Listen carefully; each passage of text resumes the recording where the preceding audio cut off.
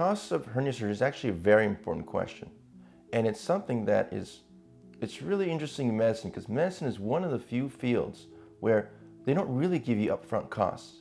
And that's something that we don't necessarily believe in the hernia center. We believe that as a consumer, you want to know how much your hernia surgery is, especially up front. Now, the average cost of hernia surgery for an open, single-sided repair is $7,000. But this is variable. It depends on the location where the hernia is being repaired, if it's done in a hospital or an outpatient setting, and it even also depends on what region of either California or the United States where the hernia surgery is being prepared. Now, there are a lot of variables that go into determining the cost of a hernia.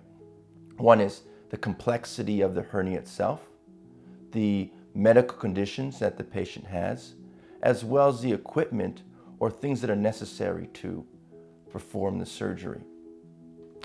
At the Hernia Center, since we are dedicated and focused on hernia repair, we're actually able to bring down a lot of the costs. And we actually give upfront pricing too when we give you during your consultation for the hernia surgery itself.